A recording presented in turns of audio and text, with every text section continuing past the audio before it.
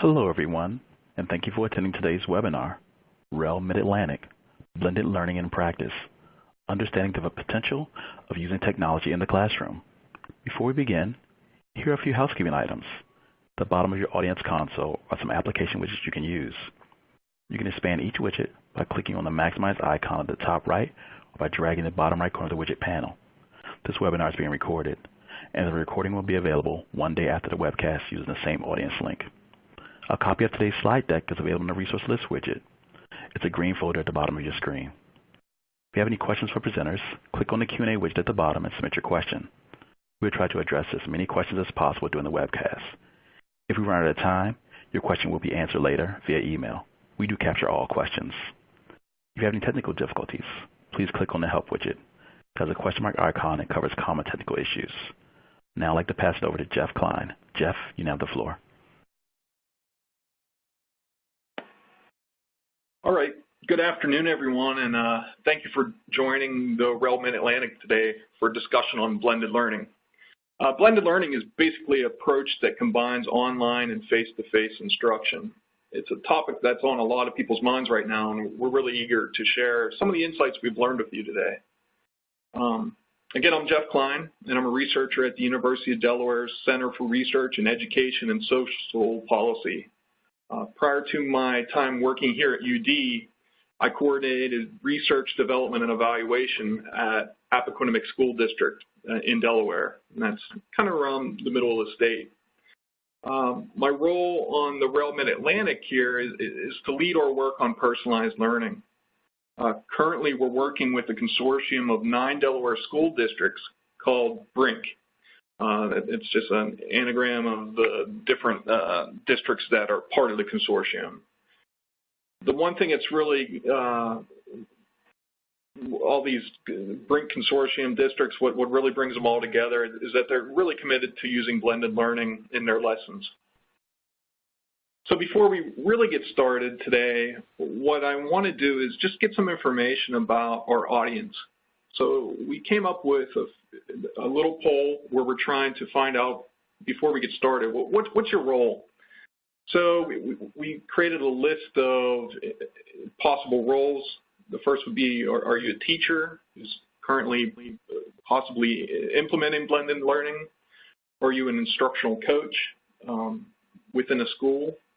Are you a school administrator, district administrator, state administrator?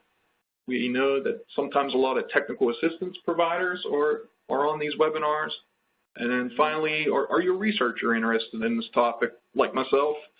Or do you fill some other role where you're interested in learning about blended learning?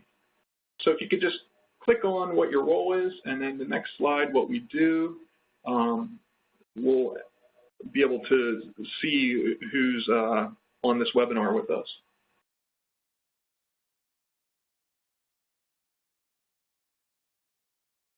So, looking over the results, it looks like almost half of you are either researchers or policy analysts, followed by, the other.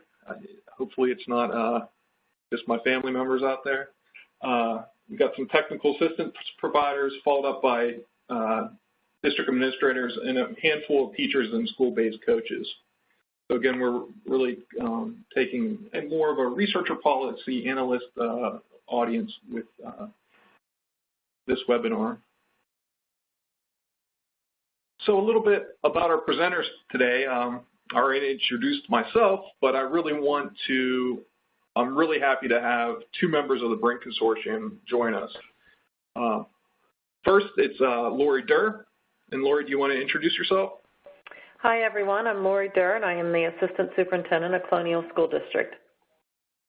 And then we were supposed to have Jim Comegys, the Director of Curriculum Instruction at Red Clay School District, but unfortunately he had a little family emergency come up, and so he was able to have Karen Ammon take his place. And Karen, can you introduce yourself? Sure. Hi, everyone. I'm Karen Ammon. I'm an instructional technology coach here at Red Clay Consolidated School District. All right. Thank you, Karen. And again, thank you, Lori, as well. Really, having them participate is really beneficial because they're leading the efforts in their districts to actually use blended learning. So later on, we'll have a little bit of a Q&A, and it's really nice to be able to hear about their motivations for using blended learning and some of their experiences implementing it as well. So a little bit about the background with blended learning. Currently, interest in educational technology is booming.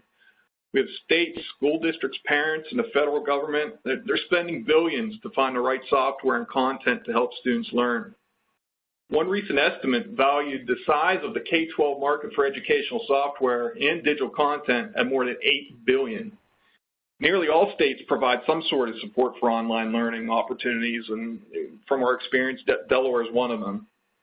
And there's also foundational support as well. Just last year, the Gates and Zuckerberg Foundations teamed up to spend over $12 million on personalized learning priorities. One possible reason for this growing use of technology is increased accessibility. Now more than ever, schools are finding ways to use computers, tablets, and the internet to shape students' educational experiences. And they can do that because most students now have access to a computer at home or at school. You might be familiar with some online learning platforms that can assign students to complete activities using an app or website, or perhaps you've used a mobile platform for communicating with students outside of your school. Hundreds of schools have registered for blended learning programs. And really, the number of ways to use technology in education is really continuing to grow. And what matters and what we're really trying to do is to figure out what content and methods are for integrating technology into classroom work so that we can improve educational outcomes. And so we're going to try to unpack some of these issues today. So on this slide, we're providing just a little bit of an overview or agenda of what we want to do today.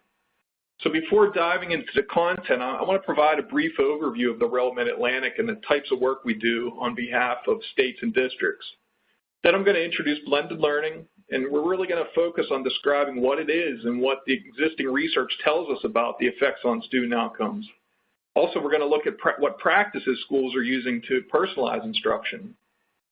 After that, I'm going to turn it over to Lori and Karen. They'll tell us about the Brink Consortium of school districts and their efforts to use blended learning in their lessons. And also, they're going to share some of their strategies, the challenges they faced, and ultimately their lessons learned from implementing this. Altogether, the three of us will present for around 50 minutes or so, and then we'll have time for a Q&A. As a reminder, you can submit your questions using the Q&A tool at any time.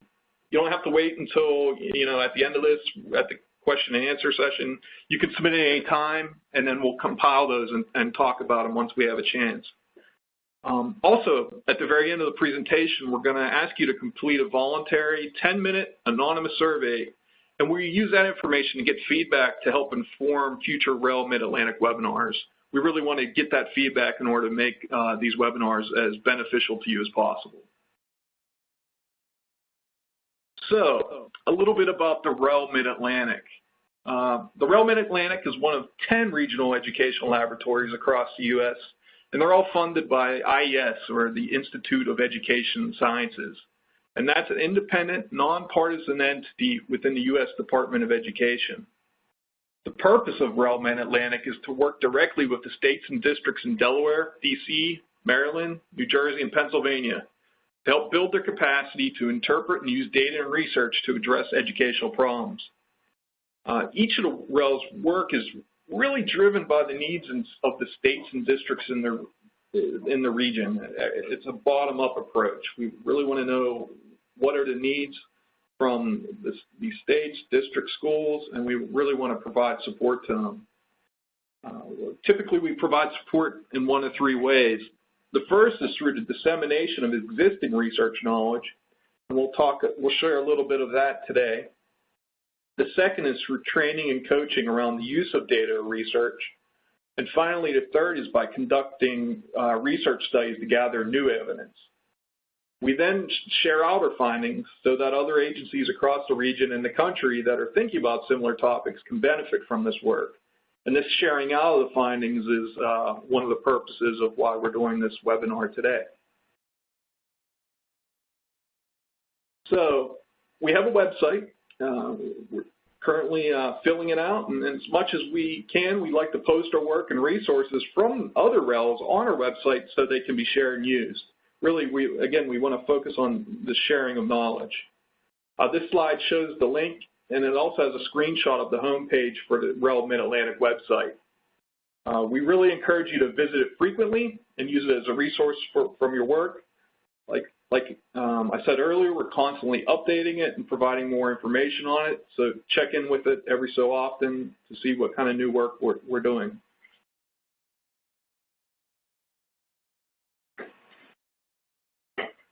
So, REL MidAtlantic's work on personalized learning is a good example of how the REL operates. The Brink districts in Delaware, they really decided they had a need of wanting to know what the research says about blended learning's impacts on student achievement to inform decisions about where they're heading. Whenever I met with the members, they discussed that, hey, you know, blended learning, it's a very expensive to implement. Can we have some research that will tell us, are we going down the right path, or are we implementing things the right way? And so we here at the REL, we took a dive into the research and summarized the findings into a 2-page infographic that you see on this slide. This particular slide shows the first page of the infographic. And our goal for this infographic is that we really wanted to produce something that was short, accessible, so that district leaders could take them and share them with whatever relevant stakeholder that would find this information useful. And everyone listening in today can also take it with you because it's available on our website that I just discussed. Also, the direct link to the infographic is available on this slide as well. So I'm now going to describe what we found about blended learning before turning over to Lori and Karen to talk about their experiences. One note about the findings is that we focused on peer-reviewed research in the K-12 context that meets IES's rigorous standards. There's a lot of other research out there that looks at the higher education context. There's a lot of reviews within the K-12 context that have not been peer-reviewed, and that was never really included in our search for literature on this topic.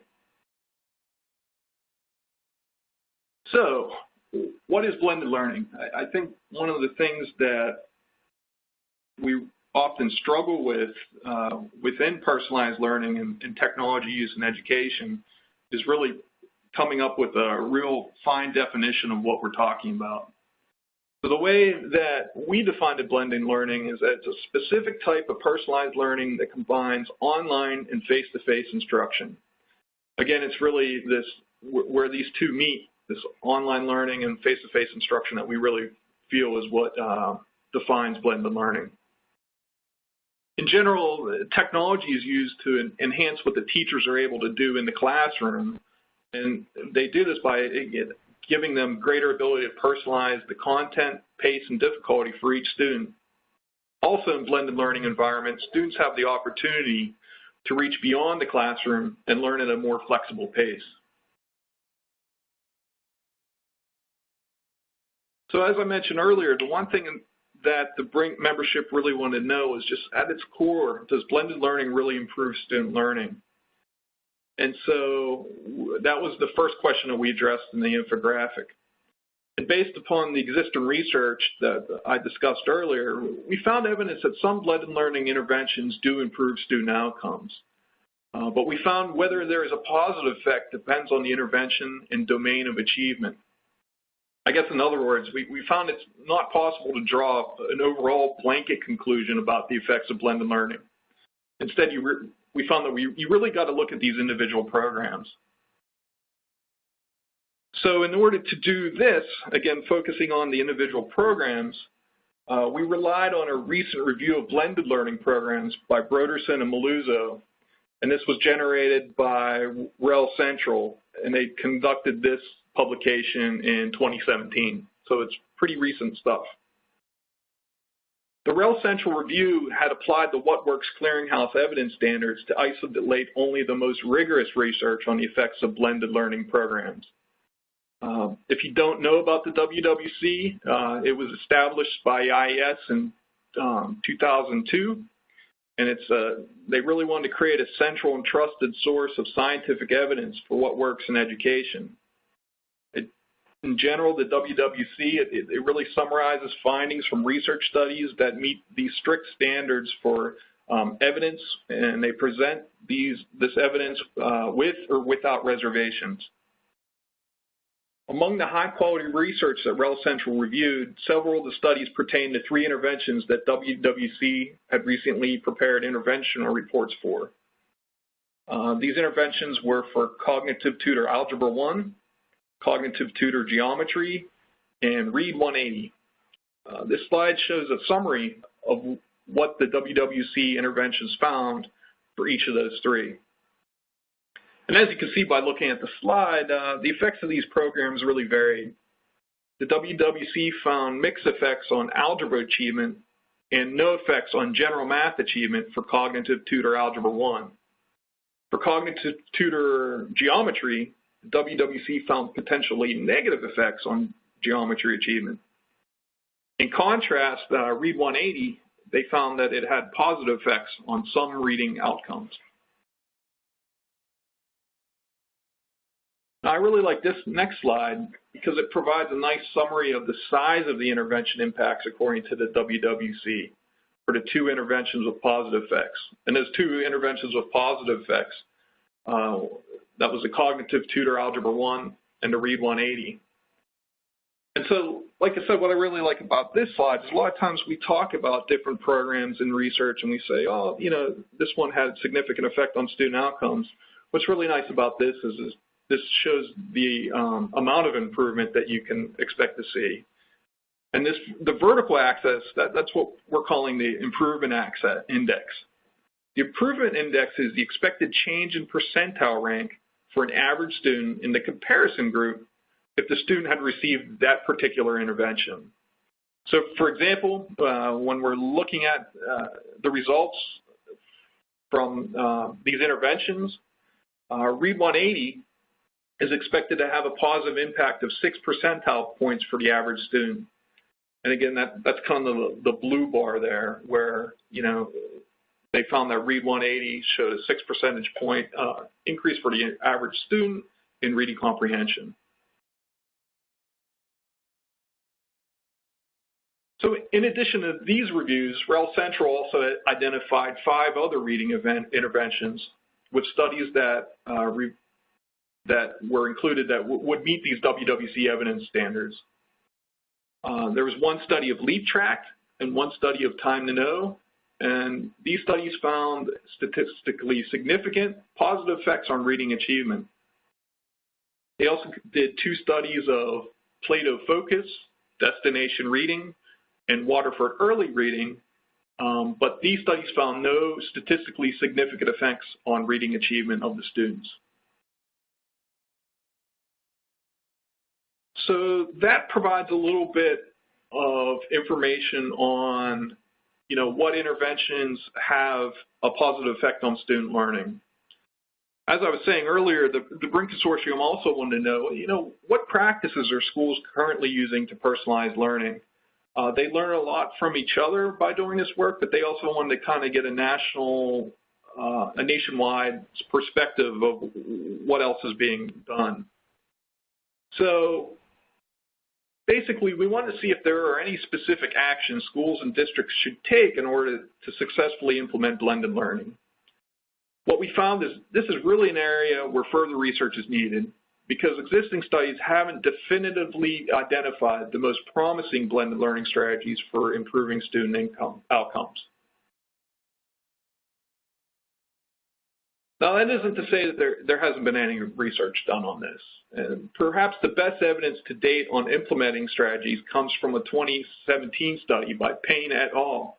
That examined 40 schools that received funding from the Bill and Melinda Gates Foundation of Personalized Learning. These schools, most of which were charter schools, and they were mostly located in urban areas and served large proportions of minority and low-income students. While the final report refers to a broader umbrella term of personalized learning rather than blended learning, the characteristics of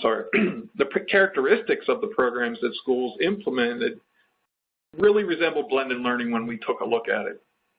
For example, all of them featured technology-enabled learning, and all of them included learning at varying rates. So from this study, Payne et al. Considered how the approaches to personalization in the personalized learning schools compared to a national sample that represented what would be more typical practice in the United States. They focused on the 4 strategies listed on the slide. So first, these schools that use personalized learning, they really developed learner profiles to record each student's strengths, needs, motivations, progress, and goals. Again, in order to personalize the learning, you really have to have some information on the learners themselves. Second, they charted personal learning paths through content that held students to high expectations. Third, they promoted competency-based progression in which the students advance when they meet continuously assessed goals. And finally, all of them had flexible learning environments, and they worked to adapt the resources to support personalized learning.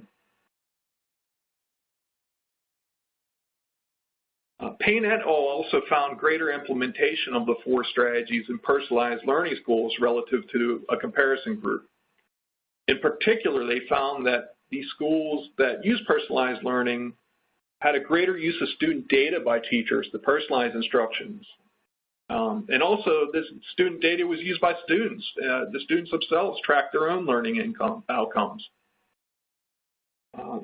Schools that use personalized learning were also found to allow for a lot of additional time, and this was dedicated to one-on-one support for student learning, and less time was devoted to large group instruction. Third, these schools had an increased focus on letting students work at different paces and on different content. The material they were practicing, they had to demonstrate competency, and it required for the students to get through certain material even though they were working at their own pace. And the final thing that the personalized learning schools, how they differed from comparison schools, was these schools really had a greater use of open spaces, more co-teaching, flexible schedules, and technology-based materials. So this slide shows some of the key challenges to anticipate when implementing personalized learning. And again, what we found is the implementation of personalized learning, while it does show some promising things of helping students, it's not without its challenges. And Payne et al. Found that issues arose when it came to integrating digital curricula within existing systems. For example, many teachers reported struggling to connect performance in the digital learning platforms that they're using to their student management system for recording grades. There's also sometimes a tension between addressing state standards, Common Core standards, and personalizing instruction. Part of the goal of personalized learning is to allow students to learn at their own pace and select learning pathways that seem engaging to them. But at the same time, schools are being held accountable for students meeting certain learning goals on a very specific timeline. And these accountability standards do have some implications on the degree to which learning can be personalized. Finally, personalizing instruction requires more time than creating one curriculum for a whole class. And what they're really finding is that teachers may not have the planning time necessary to develop personalized lessons for each student. So kind of covered some of the existing research, and now we're going to kind of get to the practitioner part of the presentation. But before we do that, we really wanted to go back, do another poll, and really we wanted to understand your current interest in blended learning. And so if you could select one of the following.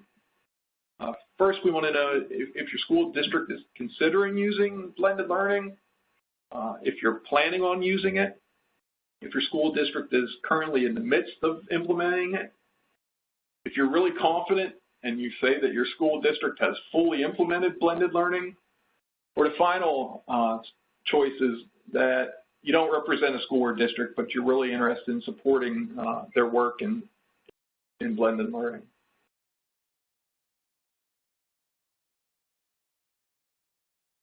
So again, I guess what kind of matches up with a good number of our research and policy analysts being on the webinar, over half are saying that, you know, I don't work for a school or district, but I'm interested in supporting their work.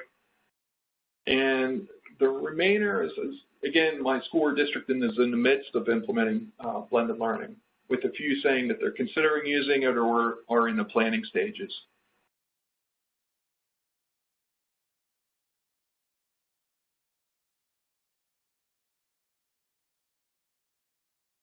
So, as I said earlier, we learned a lot from reviewing the research, but another great way to learn about personalized learning, and specifically blended learning, is to ask the people who are actually doing it on a day-to-day basis. So with that, I would like to turn it over to Lori and Karen to discuss their work with the BRINC Consortium and also their work within their districts implementing blended learning. Lori? Thank you, Jeff. First, just a little bit of background on the BRINC Consortium. In 2012, there were 4 districts that came together, Brandywine, Indian River, Newcastle, and Colonial. We started talking about it and learning about what blended learning is, and laid out a plan, at the time a 5-year plan that certainly has continued to be modified over time the more we learn. And I think that was one of the strengths of the districts coming together, that our districts are very different, and so our approaches are different. And by continuing to learn nationally and from one another, I really felt like, you know, we've been able to continue to tweak a plan in what we're implementing. And, you know, the idea is that, you know, we wanted to foster beneficial instructional changes that would lead to better educational outcomes for our students. Then additionally, we had Appaquidamie Capital, Cesar Rodney Polytech, and Red Clay join us since then. That today in Delaware, we have about 6 of every 10 Delaware students attending one of the BRINC district schools.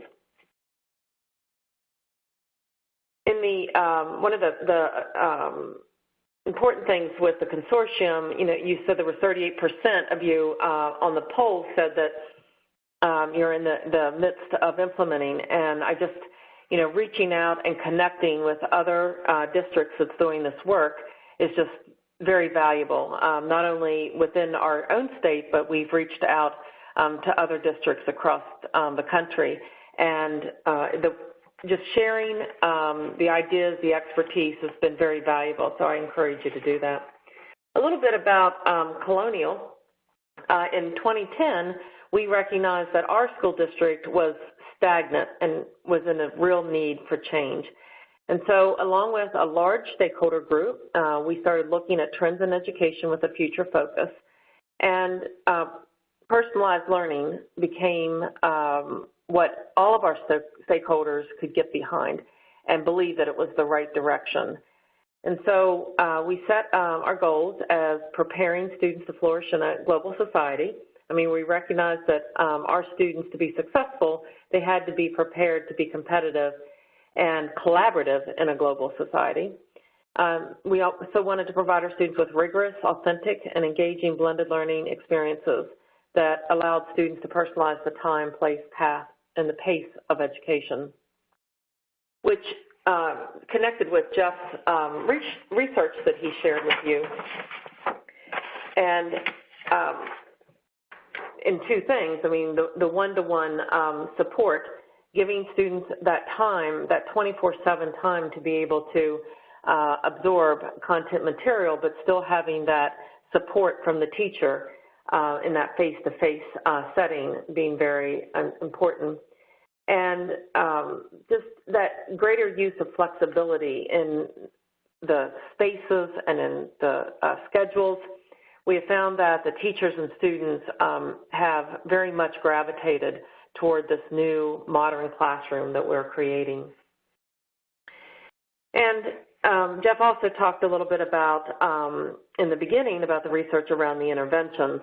And from the beginning, BRINC, as well as the Colonial School District, we just had a broader definition, and we wanted to make sure that we had authentic classroom experiences, and that this was not just inclusive of interventions, although we do have interventions as part of our blended learning plan. It's just not exclusive to that.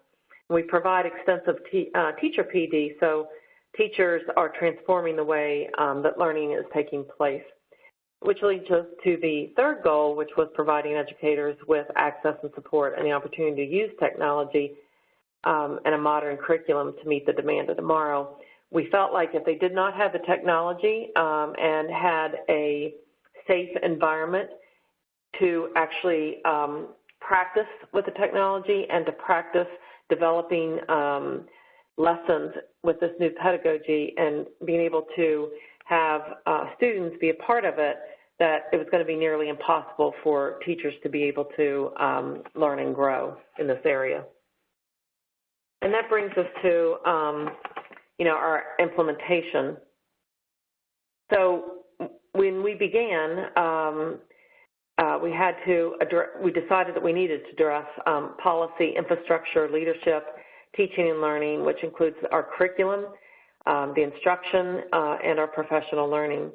So we began our processes with collaborating with all of our divisions and stakeholders. We wanted to make sure everybody was behind what we were going to do, so we had all divisions supporting, and that comes from the operations and the business to personnel, as well as the obvious curriculum and the technology. And our curriculum technology at the time was actually working very separately. Our technology department really was just supporting technology, but not really understanding the direction we were going with the curriculum. And so we could join these departments so that we had our technology department in all of our PD and such, so they could really understand what the teachers were doing, so that they were true supporters in this direction. And it really shifted how we did things in our district. We also needed outside expertise because we were learning ourselves. And we had a small group of volunteer teachers in the beginning, so that the district and teachers and some administrators were all learning about this together. And then we continued to grow cohorts of teachers over time to the point where we got to the tipping point, and just this year we are now delivering district-wide PD. We have enough support in each of our schools from our individual teachers that we felt that we could move. And then, of course, just continuing to learn, monitor, modify, and most important, stay the course and don't let anything disrupt our focus. So Karen, a little bit from Red Clay. Great, thank you. Well, our one-to-one blended learning implementation began in 2012 when our school board charged the district office to research, plan, and implement best practices in instructional technology for our district. Red Clay developed a district technology committee with key stakeholders, including classroom teachers, reading specialists, special education teachers, building administration, district office administration, and technology technicians. And this became a standing committee that would meet monthly over the course of about 2 years. Originally, we believed that adding more technology to schools would at the very least be a great tool for student engagement. Quickly, though, we determined that labs tricked out with the latest and greatest technology, or additional carts, maybe 1 or 2 per building, or libraries that had the most up-to-date, most relevant technology, would just not be significantly impactful to our student learning. We needed to provide students with pervasive access to technology. The concept of one-to-one in grades 3 through 12 was recommended by our technology committee.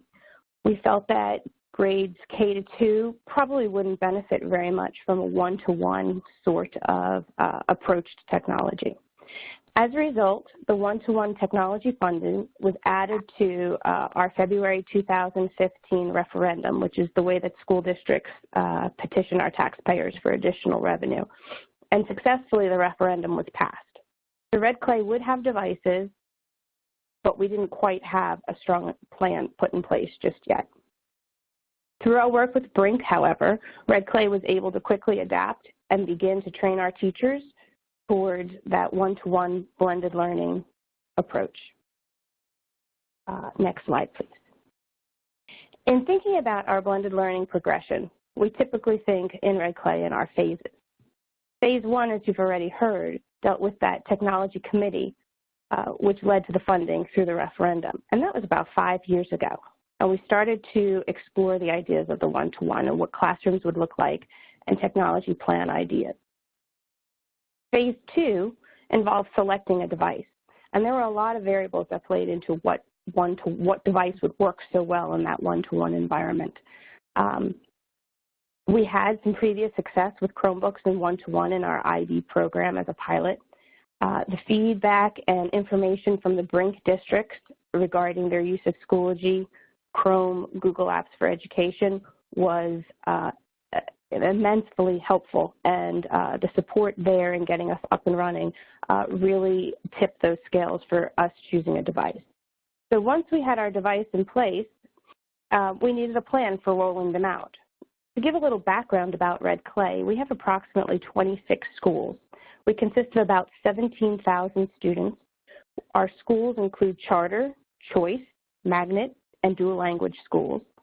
And so with all of these variety of buildings, we also kind of needed the flexibility for our plans for one-to-one. So years 2015-16, we started a little bit on the small side. We began with grades 3, 6, and 9, and we put those into the hands of our students with plans in our middle school and high school to go home with our kids in approximately February. So they had them for about a half year. And then the following year, last year, we added to those 3 grades 4, 7, and 10. So we kept rolling up every year. To this year, where we are proud to be able to say we have gone fully one-to-one in grades 3 through 12. That's a lot, grades 3 through 12 in 2.5 years. So we can celebrate in saying that Red Clay has gone one-to-one. However, we are just scratching the surface on the blended learning piece. That brings us to phase 4, training our teachers and school leaders. Phase 4 was tailored very much to training the how-tos. Our focus was people's comfort with technology and their knowledge in how to use it. If you want to share a Google document, click here. You want to create a form, click here. You want to host a discussion, click there. Phase 4 had only touched on developing the pedagogy around instructional technology. Phase 5, designing professional learning opportunities and instructional examples. Phase 5 is where we get to redefining teaching and learning. Through professional development opportunities, teachers are learning about blended learning classrooms, how to move their instruction from a stand and deliver approach to a student-centered approach. Teachers are beginning now to just encourage students to drive their own learning, while they take a step back and act more of a facilitator and director of their students towards the learning objective, always keeping rigor at the forefront. Now more than ever, students are collaborating locally and globally. Teachers are beginning to harness technology to meet the differing needs of their students through differentiating the time, pace, path, or place of the lesson. Teachers are trying their hand at flipped classroom approach in their instruction, giving students the opportunity to learn about a topic or subject for homework, so class time can be used for deeper conversations, further exploration of questions, and more opportunities for teachers to meet face-to-face with students in either a small group or individually. Red Clay has arrived at one-to-one, but looking ahead, changes in pedagogy takes time. Our job is to help teachers learn those strategies and to support learning.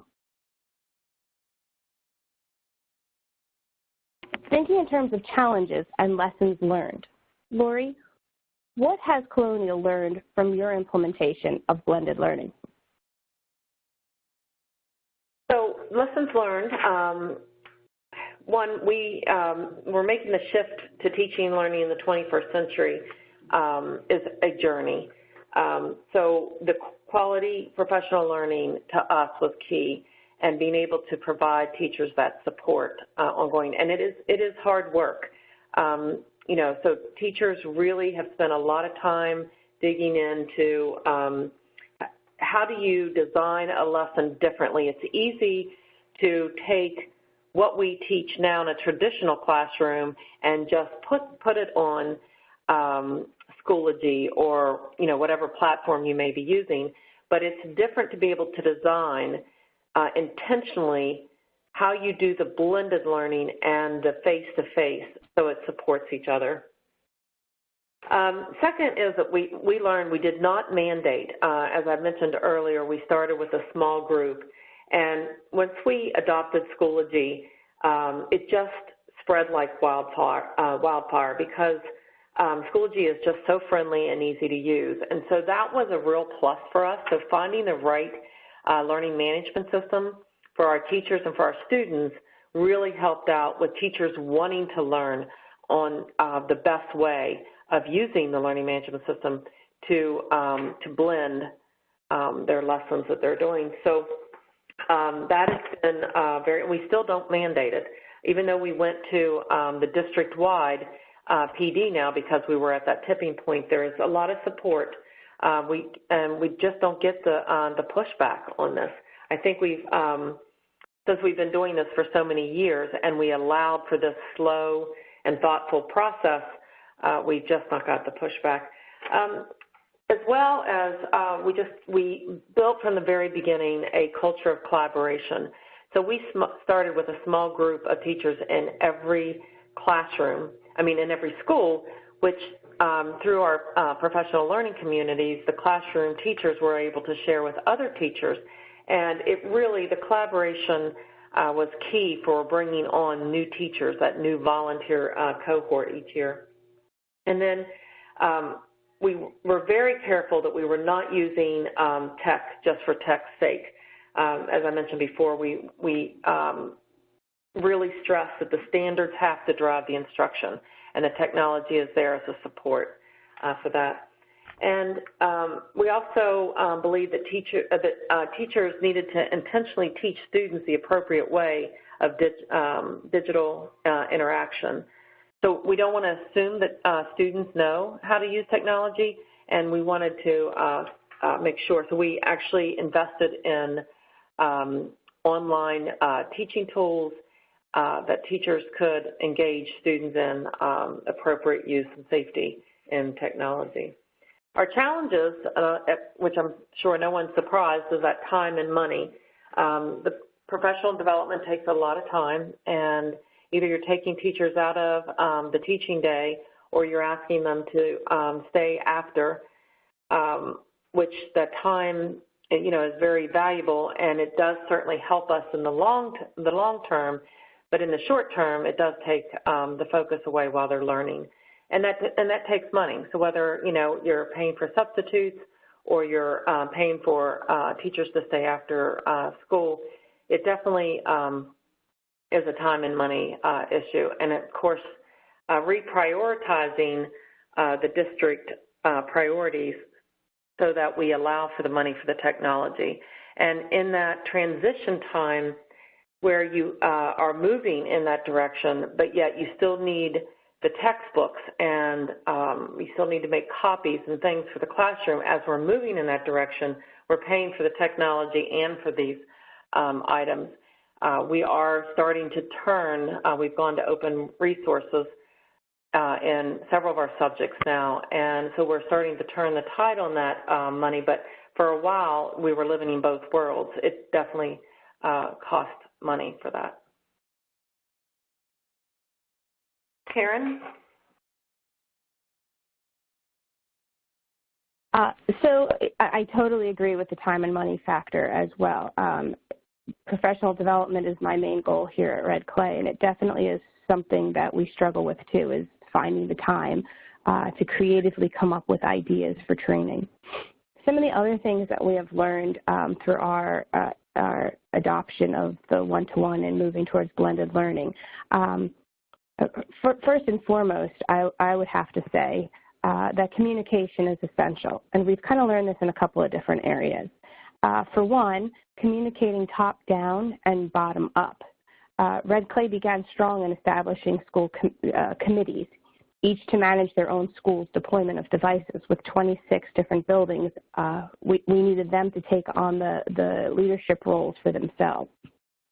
However, coming at it from the district's office side, we failed to maintain close communication with those committees, and we left too many questions open surrounding topics like deployment timelines. When were schools going to get their devices out so that instruction could begin? Device insurance. Were we going to ask for parents to cover for some insurance policies? What's the policy when students don't want to take a device home, or they need a loaner one when they break a device, or charging stations? So these were just some open-ended topics that continue to come back to the surface for us as far as how to manage these daily, somewhat daily, and some things more longer-term problems.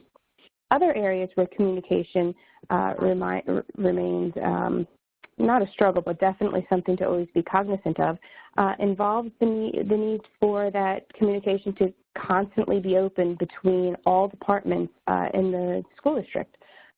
So one-to-one is a group effort. The technology office, the curriculum and instruction office, the office of school operations, we all met regularly, monthly as a matter of fact, but there were times when we needed to meet more than monthly.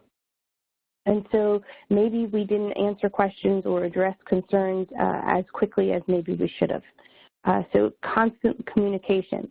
It's amazing how one small decision can impact so many different areas within a school. I used to work with somebody here in Red Clay that would say technology is the backbone of everything that happens in a school district.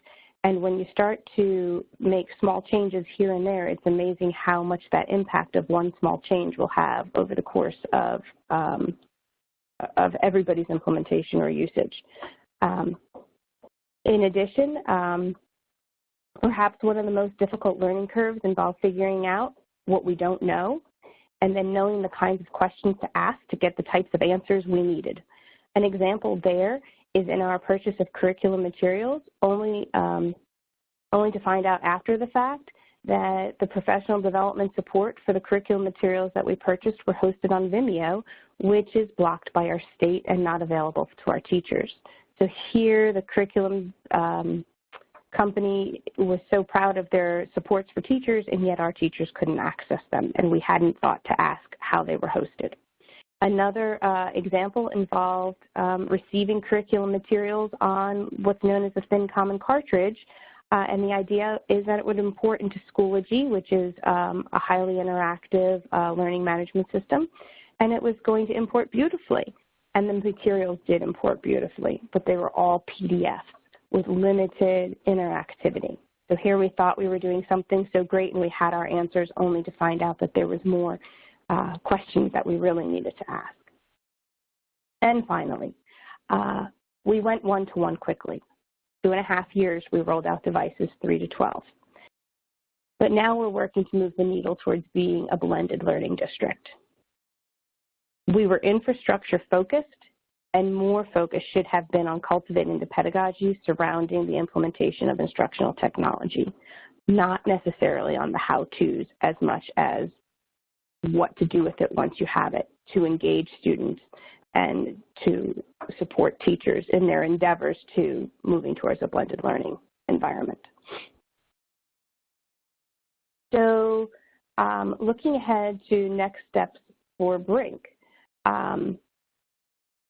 one of the things that we're looking forward to with that is continue to build a knowledge base for student learning and working towards driving at personalized instruction. Every meeting that I come to with Brink with my peers, the other instructional technology coaches from the Brink districts, we're always talking about strategies and ways to help our teachers and support our teachers towards trying those new ideas and new approaches to the blended learning classroom. Lori, what are some other next steps for Brink? So you just mentioned a very important one, is just that sharing and collaboration. But we also were able to increase our purchasing power. For example, when we came together to purchase Schoology after reviewing a lot of the different learning management systems, and we certainly were able to drive that cost down based on the number of students and teachers that were going to be able to use it. So that was one example of how coming together has helped us around purchasing. Also, because when we're looking at barriers and we're looking at the state, we've been able to work with state because we are 9 districts in Delaware, 9 out of 19 districts, that we were able to come together and have those conversations where if we were just one district alone, we may not have been able to do that. Because of that, those conversations, the state actually moved statewide to the Schoology, so that helped us again in the purchasing power. But some other policy issues like the seat time requirement, we were able to change regulations so that now we can, the individual districts can waive that, have the power to waive that, to move into that more personalized opportunities for students. And then just in many ways around the technology, working with our state technology, we've been able to look at bandwidth statewide, just access. So those things have really helped us around. And we just continue to use our expertise. What we find in one district is really strong in one area, whether that's technology or the curriculum, and just being able to share that with the other districts. We're just making everybody just better.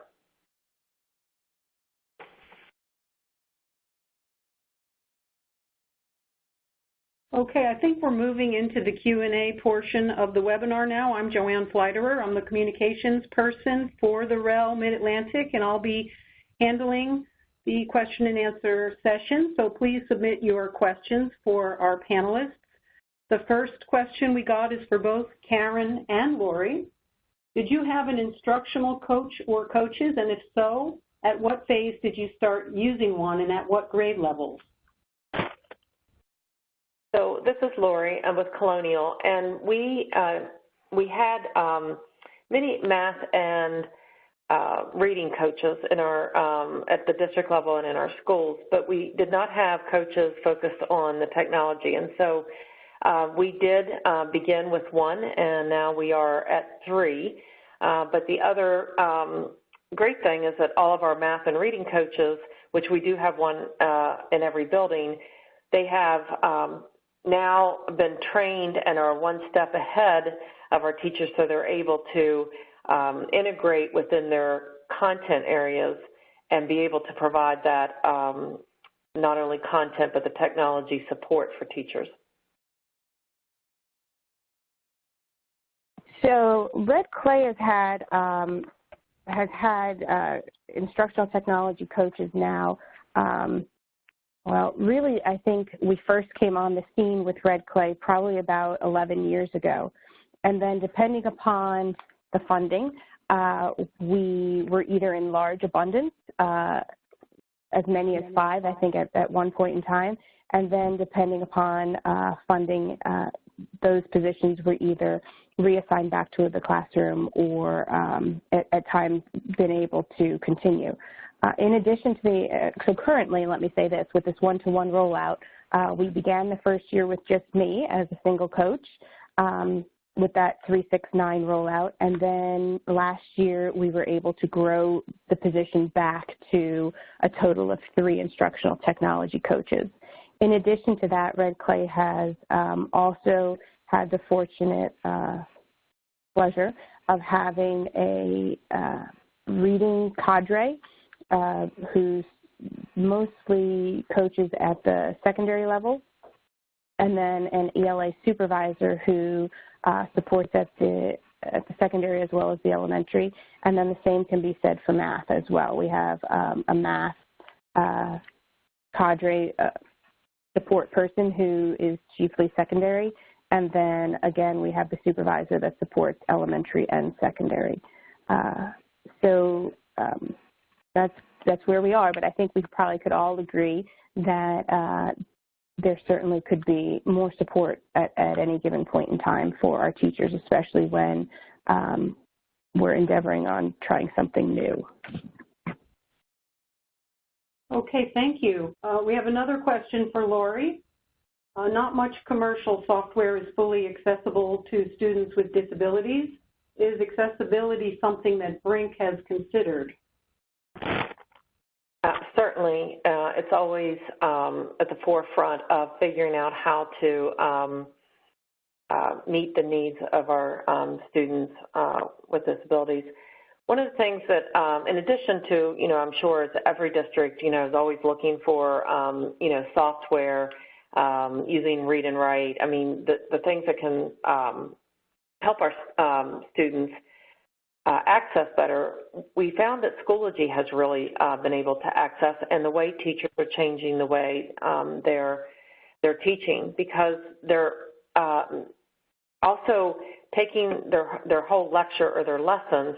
It's either being videotaped and it's being input into Schoology, so all students can access. And we know that sometimes we need to review. You can go back and you can see things, you can hear things multiple times, as many times as you need to be able to do the work. And so our students are really telling us that this is one of the positive effects of us moving in this direction, is having the accessibility of all the lesson materials plus the teacher's videoed lesson to be able to access it multiple times. Okay, thank you. We have a question for Jeff. Does blended learning require you to use a specific type of software? I would say that's definitely not the case. There's a lot of software programs out there that have been designed to help teachers and districts create blended learning classrooms, such as the ones that we discussed earlier in the webinar. But I think it's really important that a program alone is not going to create a blended learning environment.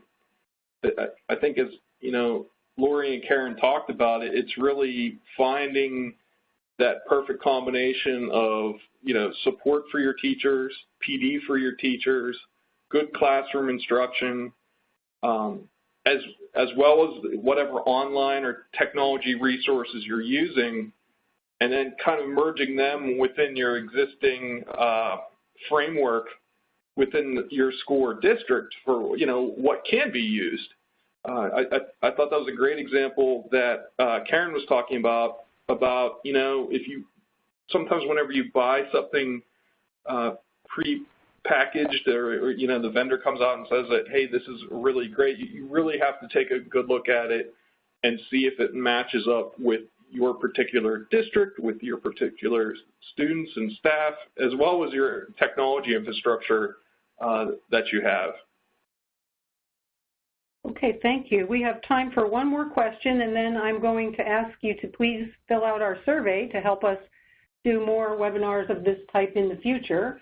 The next question is for Lori, and it is, do you use data warehousing software such as Performance Matters or Linkit to track student performance in a longitudinal manner, or do you use the separate educational software to review data? So we are a very data-driven state, and Red Clay and Colonial actually share a data service center. It's an opportunity, and teachers have been using this long before we started personalized learning, but where the data is all input in one place, and teachers are, look across data points. And actually the student's record continues to follow the student from year to year, so you have that longitudinal as well. So we're very fortunate in the opportunity to be data rich. Sometimes it's so much data that, it's hard to analyze everything, but we do a lot of training, a lot of focus on using data to make decisions. And Lori, the other thing that's kind of interesting about the Data Service Center is that was originally created years ago as another type of, consortium collaboration between school districts in the state. That's correct, right? Correct, yes. Yeah. And we have all 19 of our school districts and many of our charter schools use Data Service Center now. Okay, well, this concludes today's webinar. Thank you, everyone, for attending, and please provide your feedback using the survey widget at the bottom of your console, and then press submit to send us your comments. Thank you very much, and have a great afternoon.